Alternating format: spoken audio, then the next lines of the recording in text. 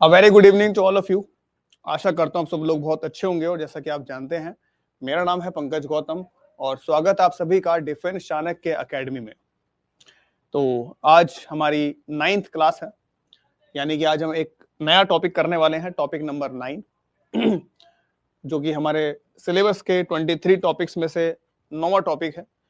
तो आज हमें वो अपना टॉपिक जो है वो शुरू करना है और अभी हमारा जो पॉलिटी वाला सेक्शन है सिलेबस का वो चल रहा है और ये हमारा तीसरा जो टॉपिक है ये पॉलिटी का है।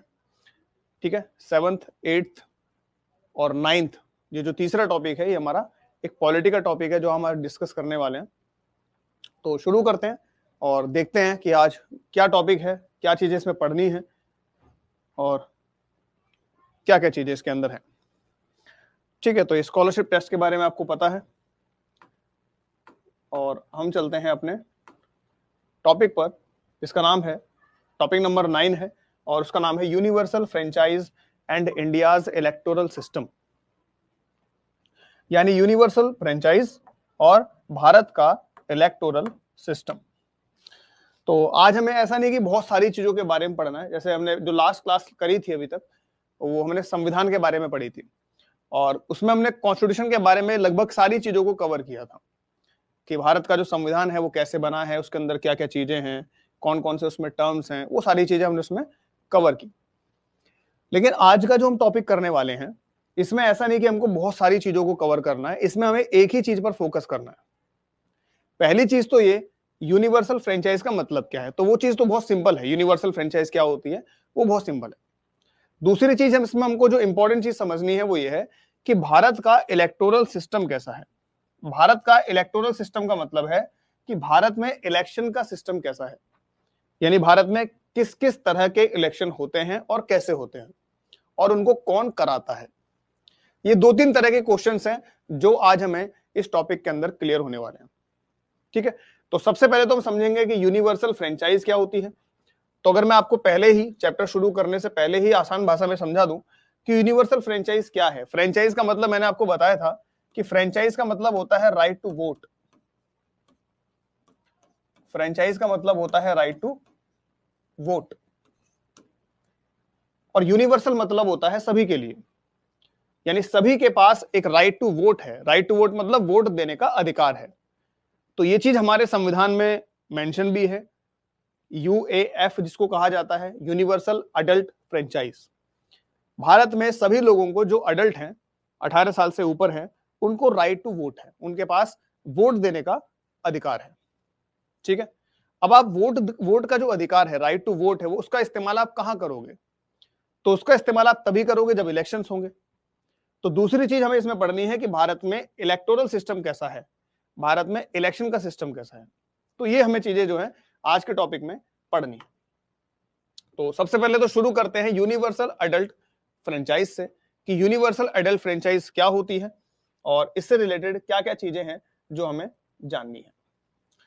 तो इसका बेसिक जो मीनिंग है वो तो मैंने आपको बता ही दिया कि यूनिवर्सल अडल्ट फ्रेंचाइज क्या है, कि कोई भी व्यक्ति जो अडल्ट हो उसके पास वोट देने का अधिकार होगा। तो this means that every adult citizen, हर एक adult citizen gets one vote. हर एक अडल्ट सिटीजन को एक वोट मिलेगा, यानी उसकी एक कीमत होगी, एक वोट, और सभी के वोट की वैल्यू बराबर होगी, चाहे वो भारत के जो सबसे बड़े उद्योगपति हैं, चाहे अडानी है, चाहे अंबानी है, चाहे उनके वोट हो, चाहे भारत का एकदम निम्नतम स्तर पर रहने वाला कोई अगर व्यक्ति है उसका वोट हो, दोनों के वोट की वैल्यू बराबर होगी। चाहे भारत के प्रधानमंत्री हो, चाहे किसी गांव के प्रधान हो, दोनों के वोट की वैल्यू बराबर होगी। तो सभी के पास एक वोट होगा और सभी के वोटों की वैल्यू क्या होगी, इक्वल होगी, बराबर होगी। तो इस चीज को कहा जाता है यूनिवर्सल एडल्ट फ्रेंचाइज। ठीक है, इसको अगर मैं आपको शुद्ध हिंदी बताऊं इसकी अगर, तो इसको हिंदी में कहा जाता है सार्वभौमिक, सार्वभौमिक। मुझे शायद वैसा लगता तो नहीं है कि कोई हिंदी मीडियम का बच्चा जो है वो पढ़ रहा होगा, बट फिर भी अगर कोई हो तो उसके लिए सार्वभौमिक वयस्क मताधिकार, इसको हिंदी में कहा जाता है सार्वभौमिक वयस्क मताधिकार। यूनिवर्सल मतलब सार्वभौमिक, अडल्ट मतलब वयस्क, और फ्रेंचाइज मतलब राइट टू वोट यानी कि मताधिकार। Every Indian citizen aged 18 and above, हर एक भारत का सिटीजन जिसकी उम्र 18 या उससे ऊपर है, has the right to vote, उसके पास राइट टू वोट होता है।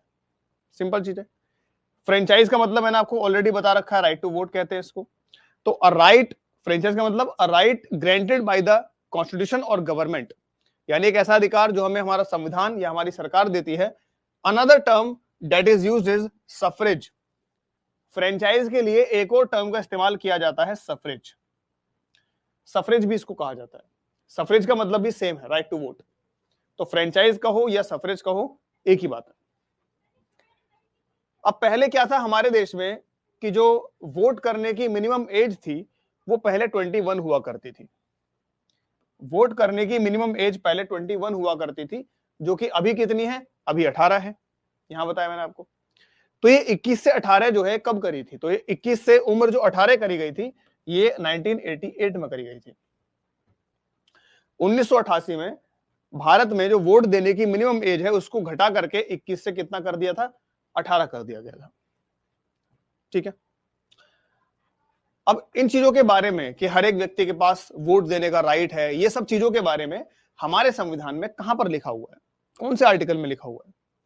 तो ये संविधान में है आर्टिकल 326 में। इसके बारे में संविधान में आर्टिकल 326 में दिया हुआ है। तो ये आर्टिकल इंपॉर्टेंट है, याद रखना इसको, कि यूनिवर्सल फ्रेंचाइज से रिलेटेड आर्टिकल कौन सा है? आर्टिकल 326। उसके अलावा to be able to exercise your right you need to be registered as a voter in your constituency. अगर आपको अपने इस राइट का यूज करना है तो उसके लिए आपको अपने कॉन्स्टिट्यूएंसी में एज ए वोटर रजिस्टर होना पड़ेगा।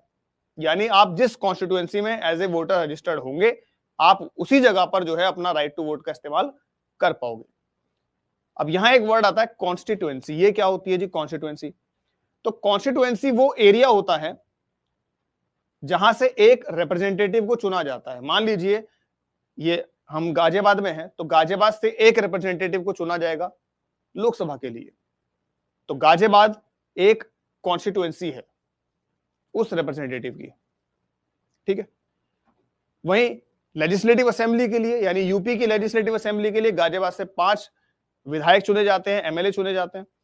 तो भारत में गाजियाबाद में 5 विधानसभा की कॉन्स्टिट्यूएंसी है। तो कॉन्स्टिट्यूएंसी का मतलब होता है वो एरिया, वो गिवन एरिया जहां से एक रिप्रेजेंटेटिव को चुना जाता है। जैसे गांव में प्रधान के इलेक्शन होते हैं, तो गांव जो है एक कॉन्स्टिट्यूएंसी है प्रधान के इलेक्शन के लिए, इस तरीके से। तो यहां लिखा हुआ है कॉन्स्टिट्यूएंसी का मतलब। कॉन्स्टिट्यूएंसी क्या होती है? An area whose voters elect a representative to a legislative body. एक ऐसा एरिया जहां के वोटर्स अपने लिए एक रिप्रेजेंटेटिव को चुनते हैं लेजिस्लेटिव बॉडी के लिए, उस जगह को कहा जाता है कॉन्स्टिट्यूएंसी। ठीक है, चलिए आगे देखते हैं। इसके अलावा कुछ डेटा है, ठीक है, बुक के अंदर दिया हुआ है, एनसीईआरटी में दिया हुआ है, तो बेटा इंपॉर्टेंट भी है डेटा, कि 2024 का जो इलेक्शन था, जनरल इलेक्शन 2024 का, about 980 million voters were eligible for the 543 constituencies of the Lok Sabha. 2024 के इलेक्शन में लोकसभा की 543 कॉन्स्टिट्यूएंसीज के लिए 980 मिलियन वोटर्स एलिजिबल थे, यानी कि इतने वोटर्स थे 980 मिलियन वोटर्स। कितना हो जाएगा 980 मिलियन? मतलब 1 मिलियन मतलब 10 लाख, तो मेरे हिसाब से 98 करोड़ हो गए, 98 करोड़। तो 98 करोड़ के आसपास 98 करोड़ के आसपास जो है वोटर्स थे एलिजिबल 2024 के इलेक्शन में।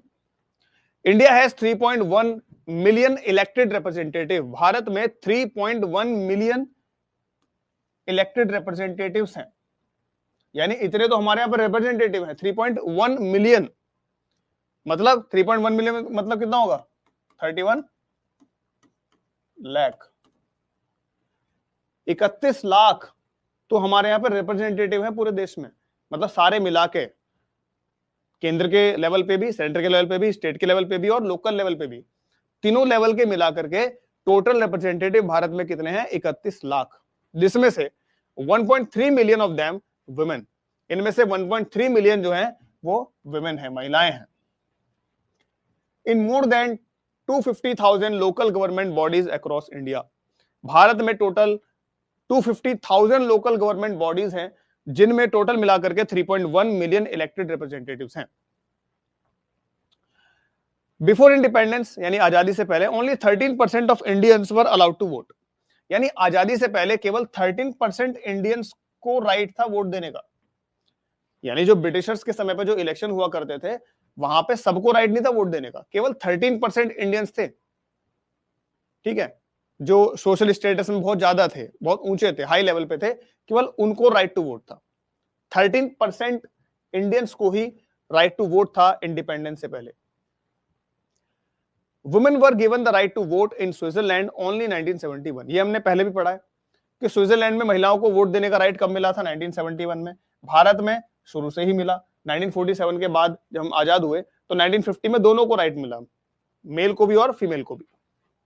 लिखा हुआ है India had voting rights from the very beginning, Bharat में वोटिंग राइट्स एकदम शुरुआत से हैं, जब से हम आजाद हुए तब से हैं। In 1947 our literacy rate was about 14%, 1947 में जब हम आजाद हुए थे उस समय हमारा लिटरेसी रेट मतलब साक्षरता दर, कि हमारे यहाँ लोग कितने पढ़े लिखे थे, तो हमारी लिटरेसी रेट उस समय पे 14% थी, और महिलाओं में और कम थी, महिलाओं में 8% थी, महिलाओं में 8% थी और टोटल 14% थी। उस समय की भारत की लिटरेसी रेट 14% थी और महिलाओं की 8% थी। ठीक है,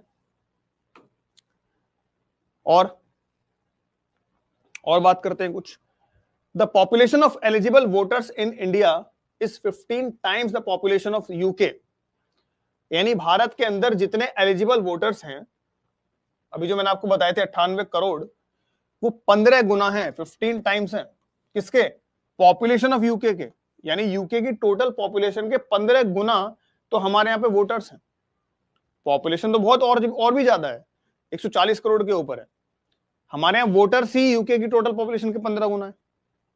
और एरिया के हिसाब से, and in terms of area, India is 6 times larger than France, area के हिसाब से भारत फ्रांस से 6 गुना बड़ा है, 6 गुना बड़ा है। ठीक है, नेक्स्ट पॉइंट क्या कह रहा है कि इन 2024 में फॉर द फर्स्ट टाइम, पहली बार, the elderly and people with disabilities could cast their votes from home. 2024 में पहली बार ऐसी फैसिलिटी दी गई थी कि जो व्यक्ति बहुत बूढ़े हैं, ठीक है, इतने बूढ़े हैं कि वो घर से बाहर नहीं निकल सकते, या कोई ऐसा व्यक्ति है जिसके शरीर में कोई डिसेबिलिटी है, किसी के पैर में कोई प्रॉब्लम है, जो भी चीजें हैं, ठीक है, तो उनके लिए घर से ही वोट देने की सुविधा जो है करी गई थी पहली बार। तो आपसे ऐसा क्वेश्चन भी पूछ सकता है कि पहली बार भारत में कौन से इलेक्शन में बूढ़े लोगों के लिए और डिसेबल्ड लोगों के लिए घर से वोट देने की सुविधा करी गई थी? तो जो लास्ट इलेक्शन हुए हैं 2024 वाले, उसमें सुविधा करी गई थी। And the postal voting option was available for a specific category of voters, और कुछ स्पेसिफिक कैटेगरी ऑफ वोटर्स के लिए पोस्टल सिस्टम भी बनाया गया था। पोस्टल सिस्टम क्यों? कि मान लीजिए गाजियाबाद में एक वोटर है, या आप मान लीजिए कोई और शहर है, जैसे प्रयागराज में कोई वोटर है, लेकिन वो वोटर जो है वो प्रयागराज में रहता नहीं है, वो रजिस्टर्ड प्रयागराज में है लेकिन वहां पे रहता नहीं है। तो व्यक्ति कहां रहता है? मान लीजिए वो व्यक्ति जो है वो आर्मी में है और वो बॉर्डर पर है भारत में, वो सियाचिन में है मान लीजिए। अब वो सियाचिन से प्रयागराज वोट देने के लिए तो आ नहीं सकता, ठीक है, तो ऐसे लोगों के लिए, कुछ स्पेशल लोगों के लिए पोस्टल सिस्टम करा गया था कि वो पोस्टल सिस्टम से वहां से अपना वोट कर सकता है। अब उसका एक प्रोसीजर था, ठीक है, बहुत कॉम्प्लिकेटेड प्रोसीजर है, उसको हमें नहीं समझना है, बट इतना ही हमें समझना है कि भारत में पहली बार वोट्स के लिए पोस्टल सिस्टम जो की सुविधा जो करी गई थी वो पहली बार करी गई थी 2024 के इलेक्शन में। ठीक है, तो इंपॉर्टेंट पॉइंट है, इसको जरा ध्यान से पढ़िएगा और याद करिएगा। About 34% of eligible voters did not exercise their right to vote in the 2024 elections. यानी 2024 के इलेक्शन में 34% एलिजिबल वोटर्स ने वोट ही नहीं दिया था, वोट ही नहीं दिया था, यानी 66% लोगों ने वोट दिया बस। जो टोटल वोटर्स थे उसमें से केवल 66% लोगों ने ही वोट दिया था। 34% लोगों ने वोट दिया ही नहीं। ठीक है, ये एक और डेटा है, इसको भी याद रखना। अब ये हमने पीछे भी एक जगह पर पढ़ा था उत्तर मेरूर इंस्क्रिप्शंस के बारे में, कि भारत में कल्चरली भी पहले डेमोक्रेसी थी। भारत में पहले भी, आजादी से पहले क्या, हमारे एंशिएंट टाइम में भी हमारे यहाँ पे डेमोक्रेसी का सिस्टम था, रिपब्लिक का सिस्टम था। तो जो उत्तर मेरूर के जो इंस्क्रिप्शंस हैं from the 10th century describe transparent process for the selection of representatives. Uttaramerur के इंस्क्रिप्शंस भी बताते हैं कि भारत में पहले रिप्रेजेंटेटिव के सिलेक्शन का एक ट्रांसपेरेंट सिस्टम हुआ करता था। तो हमारे यहाँ डेमोक्रेसी बहुत पहले से। सम कंट्रीज इंक्लूडिंग इंडिया, कुछ देश हैं जैसे कि Bharat, offer an additional option NOTA. यानी भारत जैसे कुछ देशों में, भारत के अलावा कुछ देशों में आप जब वोट करने जाते हो तो आपको एक और ऑप्शन दिया जाता है नोटा, कि मान लीजिए जैसे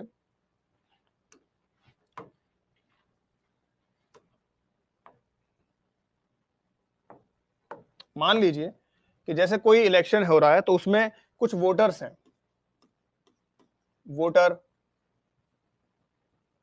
ए, वोटर सॉरी कैंडिडेट, वोटर नहीं candidate, candidate A, candidate be, candidate C.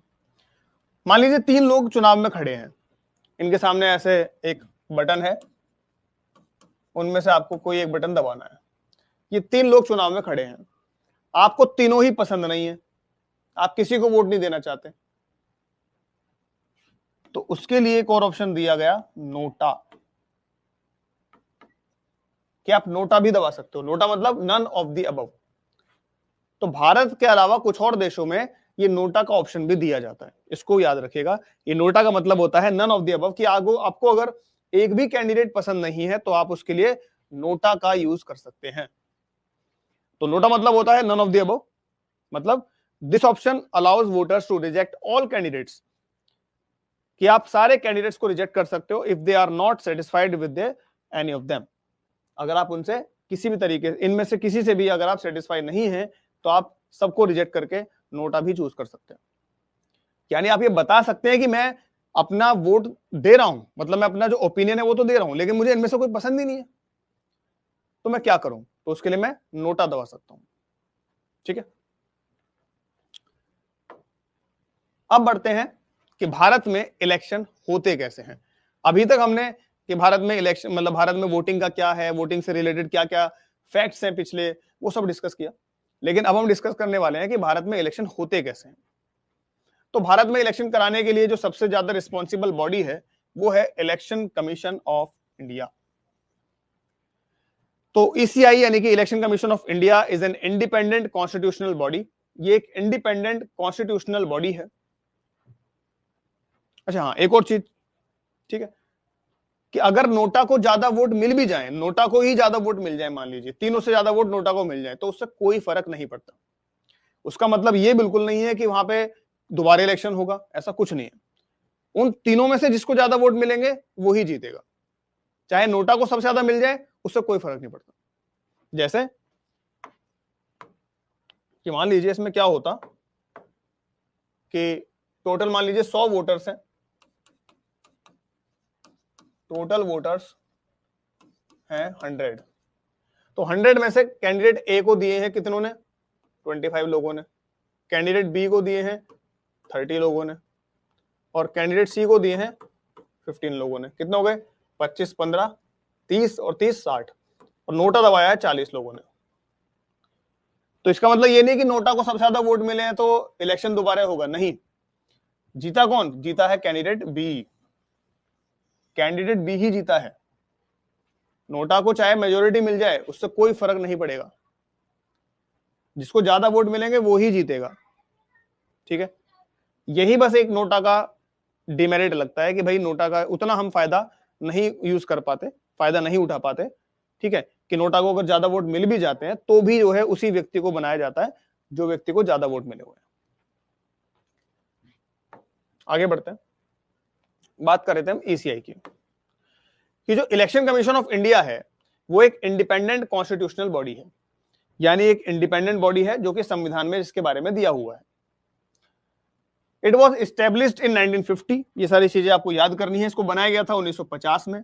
And conducts elections, और ये किस किस के इलेक्शन कराती है, ये बहुत इंपॉर्टेंट है कि जो इलेक्शन कमीशन ऑफ इंडिया है ये किस किस के इलेक्शन कराती है। तो ये इलेक्शन कराती है लोकसभा के, राज्यसभा के। याद करना है बेटा, ये सीधा सीधा आपको बोल रहा हूं मैं, याद करना है। किस किस के election election commission of India कराती है वो आपको याद करना है। सिंपल, लोकसभा के इलेक्शन, राज्यसभा के इलेक्शन, स्टेट की लेजिस्लेटिव असेंबली के इलेक्शन, और ऑफिसेज, कुछ ऑफिसेज हैं जैसे प्रेसिडेंट के इलेक्शन, वाइस प्रेसिडेंट के इलेक्शन। तो ये सारे इलेक्शन कौन कराता है? Election commission of India. भारत में पहले इलेक्शंस हुए थे 1951-52 में, जनरल इलेक्शन। जनरल इलेक्शन का मतलब होता है आम चुनाव जो पूरे भारत में होते हैं, ठीक है। जो लोकसभा के चुनाव होते हैं उनको जनरल इलेक्शन भी कहा जाता है, आम चुनाव भी कहा जाता है। तो पहले भारत के जो जनरल इलेक्शन हुए वो कब हुए? 1951-52 में। द स्टेट इलेक्शन कमीशन, अब एक और होता है, जैसे ये तो है इलेक्शन कमीशन ऑफ इंडिया, ये पूरे भारत का है। अब एक होता है जो किसी हर एक राज्य का होता है, यानी कि स्टेट इलेक्शन कमीशन। हर एक राज्य का अपना स्टेट इलेक्शन कमीशन होता है, और वो राज्य के अंदर जो इलेक्शन होते हैं, राज्य के इलेक्शन नहीं भाई, राज्य के इलेक्शन तो स्टेट असेंबली के इलेक्शन है, ये वाले स्टेट लेजिस्लेटिव असेंबली का इलेक्शन, ये तो इलेक्शन कमीशन ऑफ इंडिया ही कराएगी। लेकिन राज्य के अंदर जो लोकल इलेक्शन होते हैं वो कराने की जिम्मेदारी किसकी होती है? स्टेट इलेक्शन कमीशन की होती है। तो स्टेट इलेक्शन कमीशन किस किस के इलेक्शन कराता है? तो ये इलेक्शन कराता है ग्राम पंचायत के और अर्बन लोकल बॉडीज के, यानी म्युनिसिपैलिटी के और पंचायत के इलेक्शन कौन कराता है? State election commission. ऐसा क्यों? तो इसको बाद में बनाया गया था स्टेट इलेक्शन कमीशन को जब पंचायत को ऐड किया गया था। 73rd 74th अमेंडमेंट जब लाए थे पंचायत और म्युनिसिपैलिटी के लिए, तभी जो है स्टेट इलेक्शन कमीशन भी बनाया गया था, क्योंकि उससे पहले जरूरत नहीं पड़ती थी। उससे पहले सारे election election commission of India करा देता था। लेकिन बाद में ऐसा महसूस हुआ कि भाई ये जो पंचायत और म्युनिसिपैलिटी है ये तो भारत में बहुत सारी है। मैंने अभी आपको बताया था 250,000 लोकल बॉडीज है भारत में, तो इन सबके इलेक्शन कैसे कराएगा इलेक्शन कमीशन ऑफ इंडिया? तो उसके लिए हर एक राज्य में बनाया गया स्टेट इलेक्शन कमीशन, राज्य निर्वाचन आयोग, जो कि अपने अपने राज्य के पंचायत और म्युनिसिपैलिटी के इलेक्शन कराता है। ठीक है, अब बात करते हैं कुछ ईसीआई के जो कुछ काम होते हैं। ईसीआई के क्या क्या काम होते हैं, पहले इन पॉइंट्स को देख लेते हैं थोड़ा जूम करके, और फिर इस फोटो को जूम करके देखेंगे। अब इसको साइड में करते हैं, पहले इनको जूम करके देख लेते हैं ये क्या है। तो ईसीआई के क्या क्या काम होते हैं? The ECI performs crucial task like, क्या क्या काम करता है ईसीआई? पहला काम सेटिंग इलेक्शन डेट्स। भाई इलेक्शन डेट क्या होंगी, इलेक्शन कब होंगे, तो ये कौन डिसाइड करता है? तो ईसीआई डिसाइड करता है, election commission of India decide करता है। रजिस्टरिंग पॉलिटिकल पार्टीज, कौन कौन सी पॉलिटिकल पार्टी रजिस्टर्ड है, अगर कोई नई पॉलिटिकल पार्टी बनती है तो उसको रजिस्टर कौन करेगा? तो ईसीआई करेगा। तो दूसरा काम होता है पॉलिटिकल पार्टीज को रजिस्टर करने का। तीसरा काम होता है enforcing the model code of conduct. Model code of conduct को हिंदी में कहा जाता है आचार संहिता। आचार संहिता, आचार संहिता मतलब होता है कि ऐसे रूल्स जो आपको इलेक्शन के समय पर फॉलो करने चाहिए, जो हर एक कैंडिडेट को इलेक्शन के समय पर फॉलो करने चाहिए, ऐसे रूल्स को कहा जाता है मॉडल कोड ऑफ कंडक्ट। ठीक है, तो वो मॉडल कोड ऑफ कंडक्ट कौन लागू करवाता है, कौन उनको बनाता है? तो वो काम भी किसका है? ईसीआई का है, मॉडल कोड ऑफ कंडक्ट। ठीक है, और overseeing the entire electoral process, और पूरी की पूरी इलेक्टोरल प्रोसेस को देखना, उस पर नजर रखना, ये काम भी किसका है? ये भी ईसीआई का ही काम है। ठीक है, तो ये कुछ काम होते हैं ईसीआई के कि इलेक्शन डेट का क्या होगी, कब इलेक्शन होने हैं, पॉलिटिकल पार्टीज कौन कौन सी हैं, और मॉडल कोड ऑफ कंडक्ट सही से लागू हो रहा है कि नहीं हो रहा है, और पूरा का पूरा इलेक्टोरल प्रोसेस जो है वो सही तरीके से हो रहा है या नहीं हो रहा है। ये सारी चीजों पर नजर रखने का काम होता है किसका? ईसीआई का। ये काम होते हैं ईसीआई के। ठीक है, अब थोड़ा सा उस तरफ जाते हैं, उस तरफ देखते हैं। ठीक है, इसको मैं मिटा रहा हूं क्योंकि इसको थोड़ा सा छोटा कर देते हैं, इसको थोड़ा सा छोटा कर देते हैं और इसको कर देते हैं बड़ा। अब दिख रहा होगा सही से। तो यहां आपको बताया गया है स्ट्रक्चर, कि कैसा स्ट्रक्चर होता है जब इलेक्शन होते हैं, तो स्ट्रक्चर कैसा होता है, पूरे इलेक्शन की बॉडी का स्ट्रक्चर कैसा होता है। तो सबसे ऊपर है election commission of India. Election commission of India 3 level पे कौन कौन से ऑफिसर होते हैं। नेशनल लेवल पे कौन से ऑफिसर होते हैं, स्टेट के लेवल पे उसके कौन से ऑफिसर होते हैं, और डिस्ट्रिक्ट के लेवल पे कौन से ऑफिसर होते हैं। तो सबसे पहले बात करते हैं नेशनल लेवल पे। इलेक्शन कमीशन ऑफ इंडिया के नेशनल लेवल पे जो ऑफिसर होते हैं, सबसे ऊपर होते हैं चीफ इलेक्शन कमिश्नर्स। सबसे ऊपर कौन होते हैं, चीफ इलेक्शन कमिश्नर। इनको शॉर्ट में सीईसी भी कहा जाता है।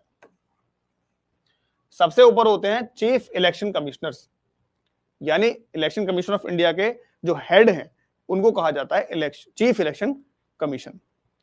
उनके नीचे उनके 2 असिस्टेंट होते हैं जिनको इलेक्शन कमिश्नर कहा जाता है। तो 2 होते हैं इलेक्शन कमिश्नर नेशनल लेवल पे, एक तो होते हैं चीफ इलेक्शन कमिश्नर और उनके अंडर में 2 इलेक्शन कमिश्नर।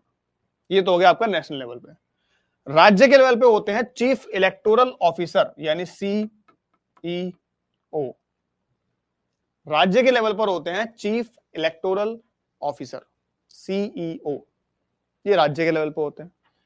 डिस्ट्रिक्ट के लेवल पे कौन होते हैं, ठीक है, तो डिस्ट्रिक्ट के लेवल पे जो सबसे बड़ा ऑफिसर होता है चुनाव का, इलेक्शन का, वो होता है डिस्ट्रिक्ट इलेक्शन ऑफिसर, यानी कि डीईओ। यानी जिले में जो सबसे बड़ा अधिकारी है इलेक्शन कराने का, वो है डिस्ट्रिक्ट इलेक्शन ऑफिसर, यानी कि डीईओ। अब इसके अंडर में कौन कौन होते हैं, तो इसके अंडर में होते हैं, एक तो होते हैं आरओ, यानी रिटर्निंग ऑफिसर्स। रिटर्निंग ऑफिसर ये क्या करते हैं, रिटर्निंग ऑफिसर ये कंडक्ट इलेक्शन, ये इलेक्शन कराते हैं।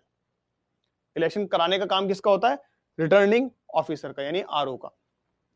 और एक होते हैं इलेक्टोरल रजिस्ट्रेशन ऑफिसर, यानी कि ईआरओ। ये क्या करते हैं, ये करते हैं मैनेजेस वोटर लिस्ट। जो वोटर लिस्ट है कि उस लिस्ट में किस किस वोटर का नाम है, उस लिस्ट में जिसका नाम होगा वो ही वोट दे सकता है। तो उस लिस्ट को मैनेज करने का काम कौन करता है, ये इलेक्टोरल रजिस्ट्रेशन ऑफिसर, यानी कि ईआरओ। तो ये पूरा का पूरा स्ट्रक्चर होता है जब जनरल इलेक्शन कराए जाते हैं, जब चुनाव कराए जाते हैं। ठीक है, तो सबसे दोबारा इसको एक बार रिवाइज कर लेते हैं। सबसे ऊपर इलेक्शन कमीशन ऑफ इंडिया है, उसके 3 स्तर पे उसके अधिकारी होते हैं। सबसे पहले नेशनल लेवल पे कौन होते हैं, तो चीफ इलेक्शन कमिश्नर, उनके अंडर में 2 इलेक्शन कमिश्नर। स्टेट लेवल पे होते हैं चीफ इलेक्टोरल ऑफिसर, यानी सीईओ। और जिले के स्तर पे होते हैं सबसे बड़े अधिकारी डिस्ट्रिक्ट इलेक्टोरल ऑफिसर या डीईओ। और उनके अंडर में 2 ऑफिसर होते हैं, एक होते हैं रिटर्निंग ऑफिसर आरओ, वो क्या करते हैं, वो इलेक्शन कराने का काम करते हैं। और दूसरे होते हैं इलेक्टोरल रजिस्ट्रेशन ऑफिसर, यानी ईआरओ। इनका काम होता है वोटर लिस्ट को मैनेज करने का। ठीक है, तो ये चीज थी।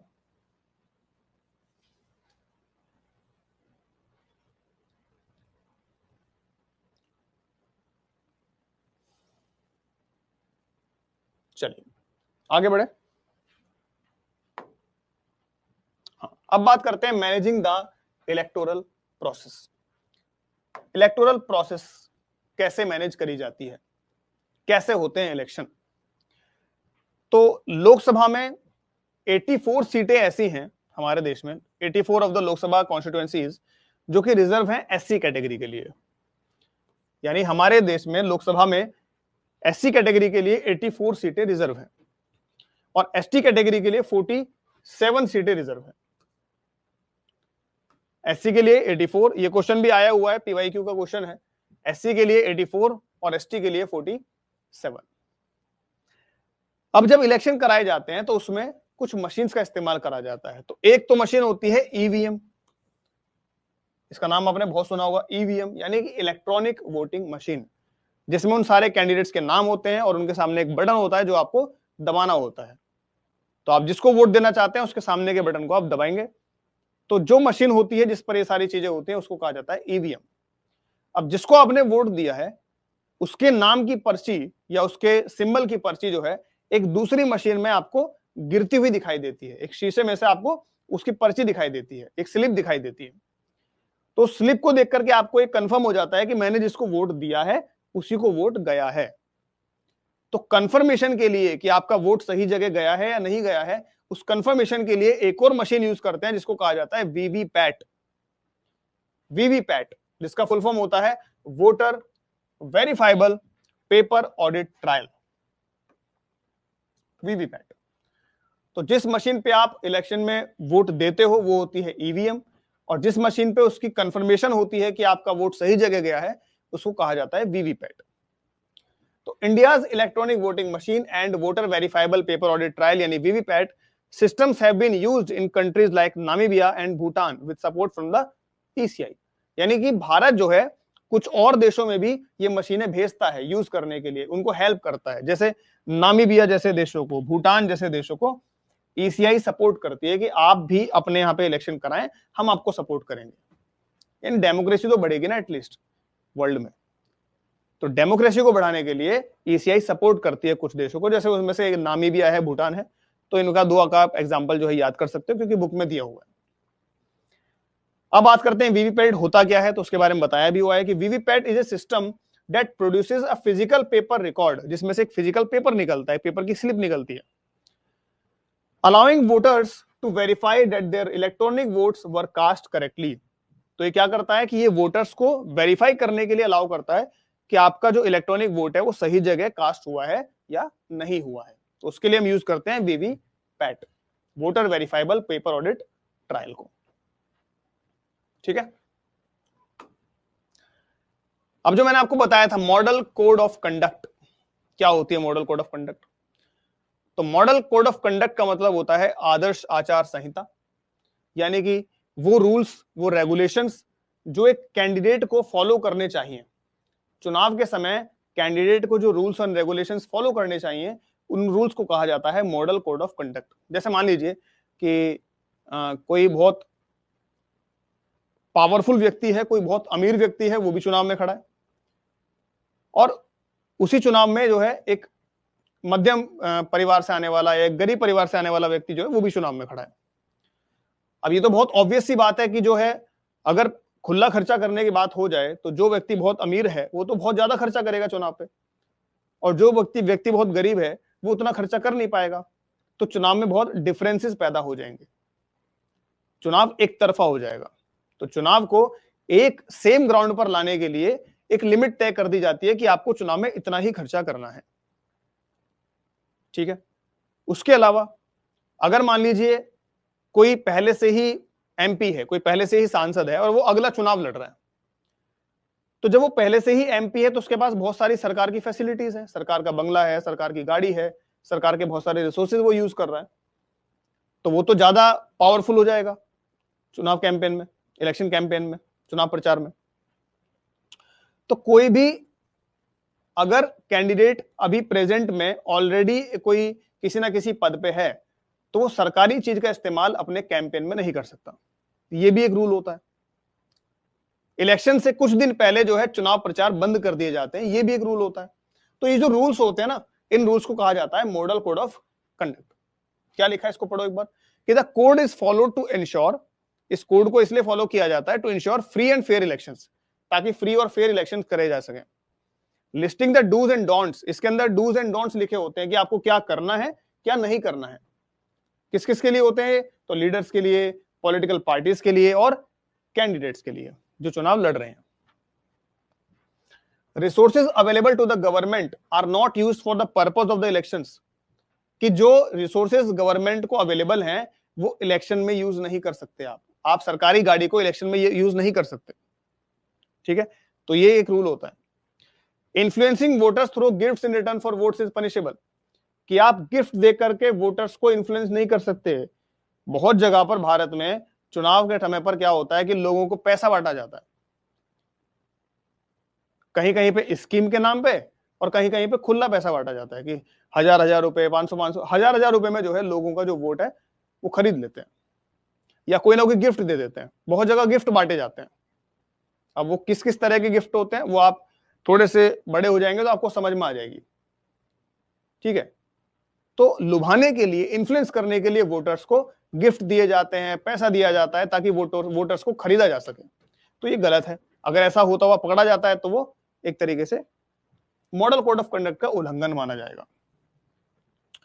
ठीक है। The MCC was adopted in Kerala in 1960। अब ये थोड़ा सा एमसीसी का यानी मॉडल कोड ऑफ कंडक्ट का इतिहास है, हिस्ट्री है, कि पहली बार मॉडल कोड ऑफ कंडक्ट को केरल में अडॉप्ट किया गया था 1960 में, और ईसीआई ने इसको लागू नहीं करवाया था। वहां के लोगों ने खुद ही ये अपना आप बनाया कि भाई हमारे यहाँ पे इलेक्शन तरीके से होना चाहिए केरल में, तो हमने खुद ही जो है इलेक्शन कराने के लिए एक ऐसे रूल्स बना लिए ताकि इलेक्शन फेयर और फ्री तरीके से हो सके।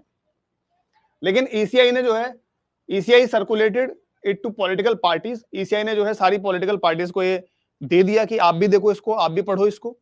ड्यूरिंग द 1962 जनरल इलेक्शंस, 1962 के जनरल इलेक्शन के समय पर ईसीआई ने सबको ये, सारी पॉलिटिकल पार्टीज को एमसीसी के बारे में बताया कि आप भी जरा इसको पढ़ें। लेकिन फोर्सफुली नहीं बोला अभी कि अभी से इंप्लीमेंट हो गए, नहीं, अभी बस सबको बताया, सारी पॉलिटिकल पार्टीज को बताया। तो इंप्लीमेंट कब से कराया गया पहली बार? तो from 1991 the ECI became proactive in ensuring the observance of the MCC। 1991 के बाद से जो ECI है, इलेक्शन कमीशन ऑफ इंडिया है, उसने सही तरीके से मॉडल कोड ऑफ कंडक्ट को लागू करना शुरू किया। अब 1991 से ही क्यों किया? तो 1991 में एक बहुत ही बढ़िया इलेक्शन कमिश्नर आए थे, चीफ इलेक्शन कमिश्नर आए थे, जिनका नाम था TN शेषन। तो TN शेषन जो है ये चीफ इलेक्शन कमिश्नर बनते हैं 1990 में। He brought in reforms to ensure free and fair elections, और इन्होंने ही भारत में पहली बार फ्री और फेयर तरीके से इलेक्शन कराने शुरू करे थे। तो अभी तक के इतिहास के सबसे बढ़िया चीफ इलेक्शन कमिश्नर जो माने जाते हैं वो TN शेषन माने जाते हैं। आगे चलते हैं, अब बात करते हैं understanding the elections in India. अब भारत में अलग अलग जो इलेक्शंस होते हैं वो कैसे कैसे होते हैं, उसकी प्रोसेस क्या होती है। तो सबसे पहले बात करते हैं elections to the Lok Sabha and state legislative assemblies. जो लोकसभा और स्टेट लेजिस्लेटिव असेंबली के इलेक्शन है, यानी लोकसभा यानी कि सेंटर का पार्लियामेंट का लोअर हाउस, और स्टेट की लेजिस्लेटिव असेंबली मतलब स्टेट का लोअर हाउस, इनके इलेक्शन कैसे होते हैं। तो मेंबर्स ऑफ पार्लियामेंट, जिनको एमपी कहा जाता है, तो सिंपल सी चीज है, इसमें तो कुछ समझाना नहीं है। एमपी मतलब member of parliament, the elected candidates to the Lok Sabha, वो लोकसभा कैंडिडेट होते हैं। एमएलए कौन होते हैं? मेंबर ऑफ लेजिस्लेटिव असेंबली, जो इलेक्टेड कैंडिडेट्स होते हैं स्टेट असेंबलीज के।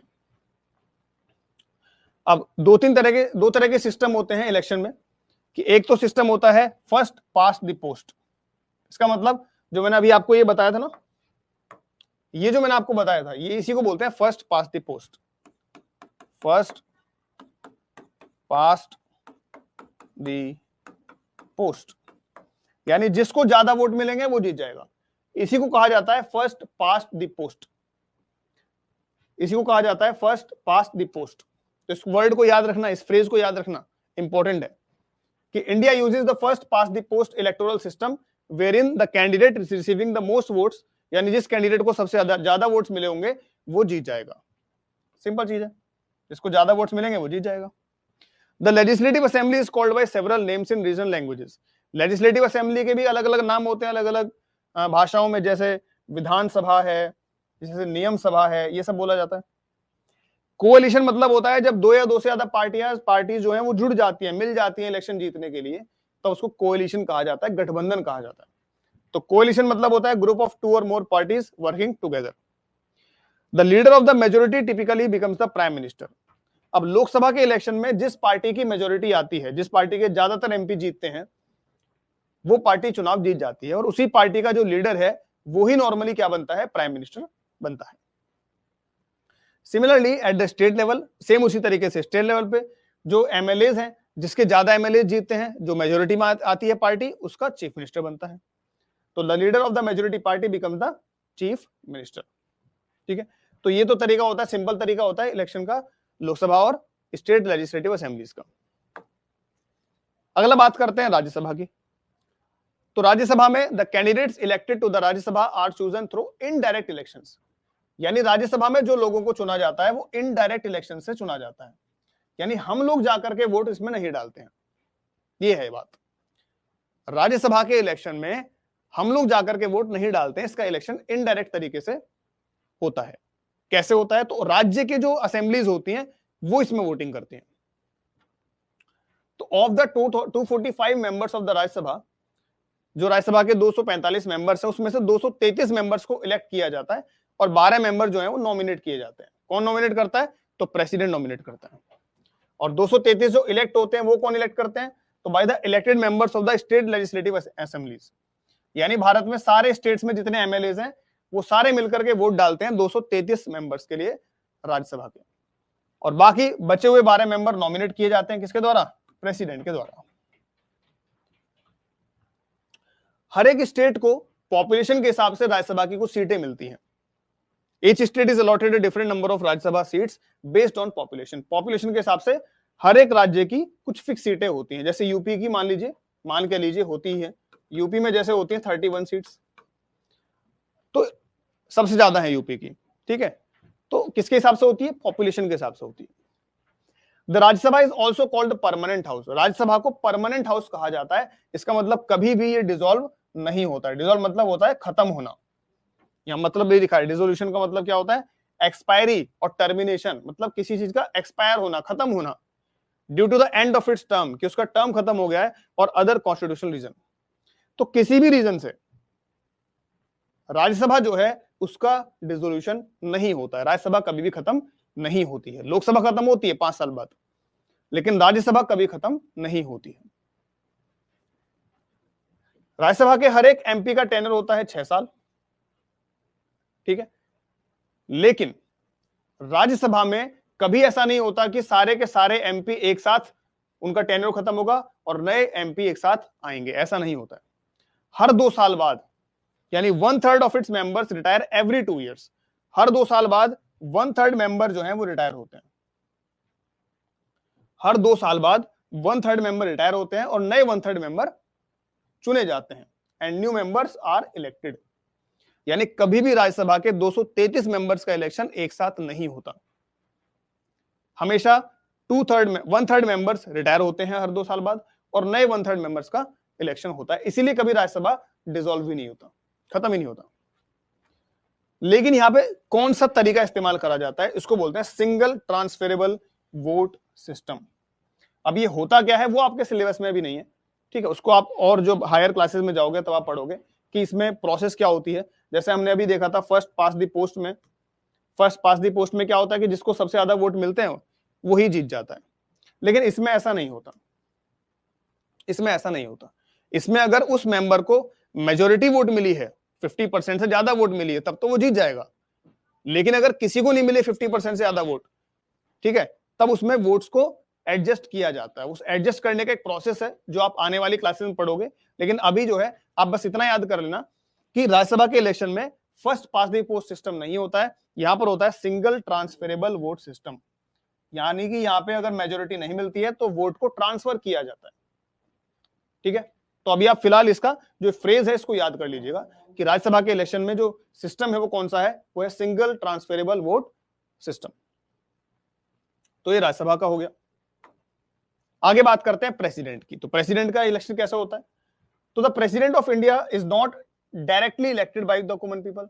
तो प्रेसिडेंट का इलेक्शन है वो भी डायरेक्टली नहीं होता, ये भी इनडायरेक्टली होता है। The electoral college consist of MPs, यानी कि प्रेसिडेंट के इलेक्शन में जो लोग वोट डालते हैं उनका जो ग्रुप है उसको कहा जाता है इलेक्टोरल कॉलेज। इस इलेक्टोरल कॉलेज में कौन कौन होते हैं? तो इसमें होते हैं MPs from both the houses, दोनों हाउसेस के एमपीज, चाहे लोकसभा और राज्यसभा, और हर एक स्टेट और यूटी के एमएलएज। हर एक स्टेट और यूटीज के जो एमएलए हैं और दोनों सदनों के, दोनों हाउसेस के जो एमपीज हैं, ये लोग वोट डालते हैं किसके लिए? प्रेसिडेंट के लिए। इसमें भी कौन सा सिस्टम है? इसमें भी सिंगल ट्रांसफरेबल वोट सिस्टम है, यानी यहां पे भी वो नहीं है फर्स्ट पास द पोस्ट, ठीक है। यहां पे भी सिंगल ट्रांसफरेबल वोट सिस्टम है राज्यसभा की तरह। Following people is not involve in electing the president of India. ये लोग, नीचे जो लोग हैं, ये लोग प्रेसिडेंट के इलेक्शन में वोट नहीं डालते हैं। कौन कौन? तो नॉमिनेटेड मेंबर ऑफ राज्यसभा, यानी जो 12 मेंबर है राज्यसभा के, वो नहीं डालते एक तो वोट प्रेसिडेंट के इलेक्शन में। Nominated member of state legislative assemblies, राज्य की जो असेंबलीज है उनके नॉमिनेटेड मेंबर वोट नहीं डालते। एमएलसी वोट नहीं डालते, मेंबर्स ऑफ लेजिस्लेटिव काउंसिल, ठीक है।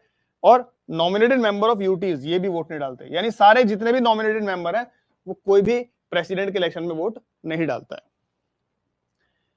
अब एक टर्म आती है बाई कैमरल लेजिस्लेचर, ये क्या होता है? तो जहां पे भी लेजिस्लेचर में दो हाउसेज होते हैं उसको बाई कैमरल लेजिस्लेचर कहा जाता है। जैसे हमारे यहाँ लोकसभा है, राज्यसभा है, तो उसको हम क्या कहते हैं? By cameral legislature. और जहां पे सिंगल हाउस होता है, अगर सिंगल हाउस है तो उसको बोलते हैं यूनिकैमरल। जैसे हमारे यहाँ पे बहुत सारे राज्यों में एक ही हाउस है, केवल 6 राज्य हैं जहां पे 2 हाउस है, जिसको बाई कैमरल बोलते हैं। वो केवल 6 राज्य हैं। कौन कौन से?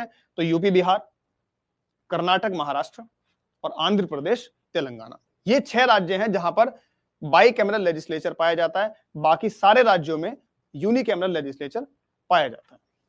ठीक है, तो वही चीज लिखी है यहां पे। और अब लास्ट बात करते हैं वाइस प्रेसिडेंट का इलेक्शन। तो वाइस प्रेसिडेंट का इलेक्शन भी कैसे होता है?